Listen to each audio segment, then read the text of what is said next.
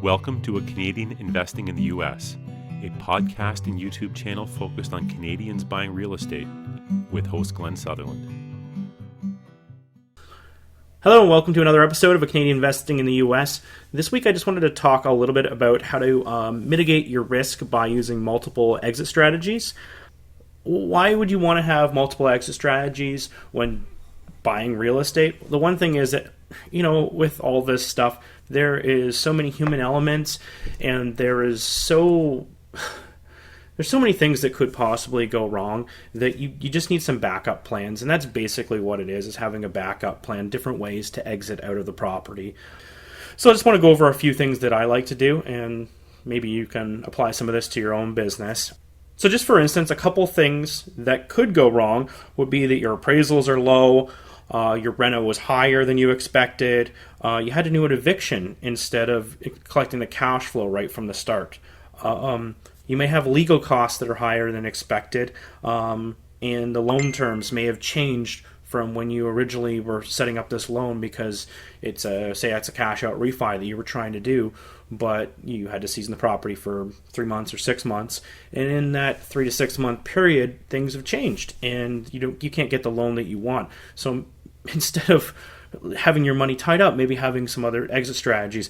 I'm going to go over what I like to do, and like I said, and maybe I'll try and come up with some stories as I go along. When I'm doing, especially when I'm doing a joint venture, most of the time the JVs are looking for a perfect BRRRR.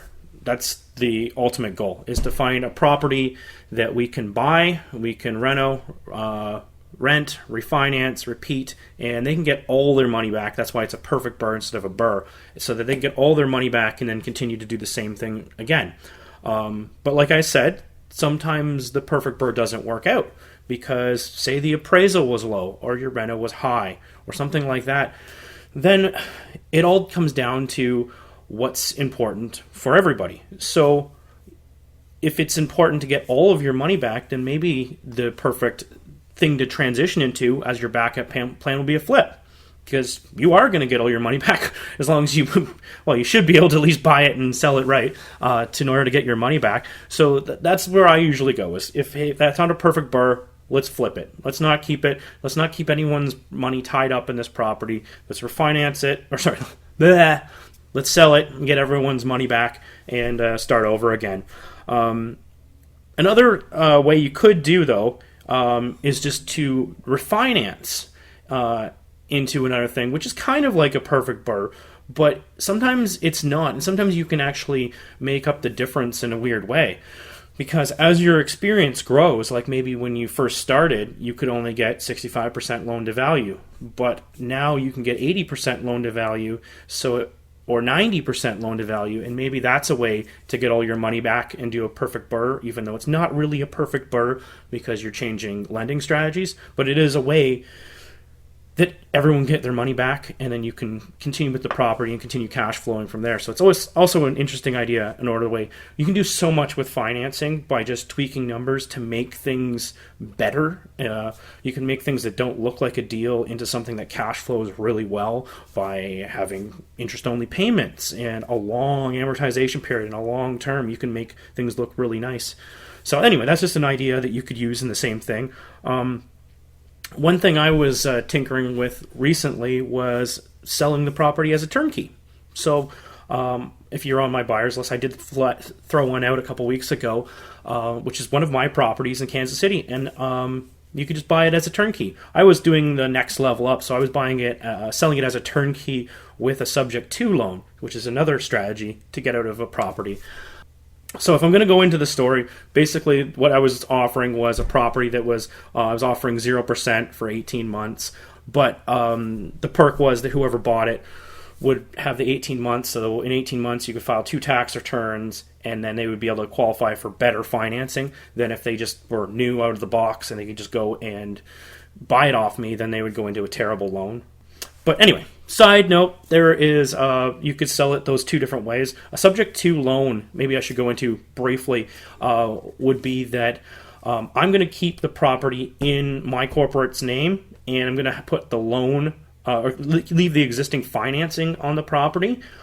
The new person buying it would be putting a down payment and then getting the loan off of me, which at a certain interest rate, which I was offering 0. So then at the end of the 18-month period, we would move the title from my corporate name to their corporate name or their personal name, whatever they would like to close in. And it was just another way of doing things. Another thing you could do is a lease, because that's very similar to a lease option, but because you're using your existing financing, and it's very, very similar. But you could do an actual lease option, a rent to own. I actually had one of my tenants recently approach me and say, "Hey, could I buy the property off of you?"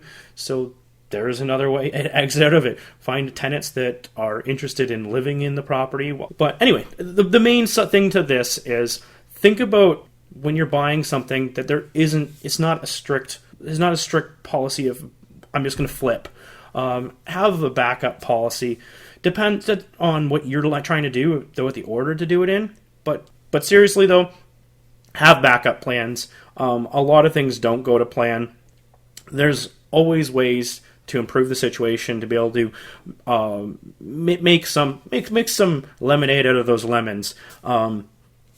But have a backup plan and have multiple lenders lined up too. Maybe I should have mentioned that too, because lenders will leave you hanging oftentimes. They will not be ready on closing date, and not that you can necessarily switch to one, but you might be able to use it as a negotiation tactic whenever you're going, not tactic, but you could just go back to them. It's like, yeah, my current lender won't lend, but I have a backup offer, and I just need another week in order to be able to pull that off. So anyway, side note, basically come up with multiple exit strategies when you're buying properties. It'll save you a lot of sleep. All right, thanks for tuning in, everyone. We'll talk next week. Thanks. Bye.